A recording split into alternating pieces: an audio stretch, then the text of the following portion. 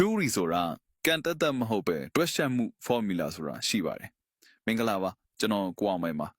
မိတ်ဆွေတို့တူရီထိုးရဲဆိုတာကန်တရားတစ်ခုတည်းကိုပဲပုံအပ်ထားလို့မရပါဘူးเนาะရမ်းမှန်ပြီးတော့ကစားနေရင်တော့အရှုံးနဲ့ပဲရင်ဆိုင်ရမှာပါကျွန်တော်ကိုအောင်မိုင်သုံးနေတဲ့နီလန်ကတော့ formula တွေနဲ့တွက်ချက်ရှင်ပဲဖြစ်ပါတယ်ဒါဆိုရင် formula ဆိုတာကဘာလဲ formula ဆိုတာတီးခဲ့တဲ့ practice တွေရဲ့သဘောတဘာဝ pattern တွေကိုလေ့လာပြီးတော့ဒီနေ့မှာဘာထွက်နိုင်တယ်လဲဆိုတာကိုသင်ရှာနိကြကြတွက်ချက်ယူတာပါစိတ်ထင်ရရှောက်မှန်းတာမဟုတ်ပါဘူး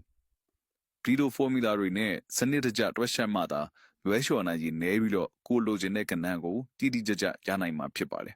ဒါကြောင့်ကျွန်တော်ကအမြဲတမ်း formula တွေနဲ့ပဲလမ်းပြပေးရပါကဲ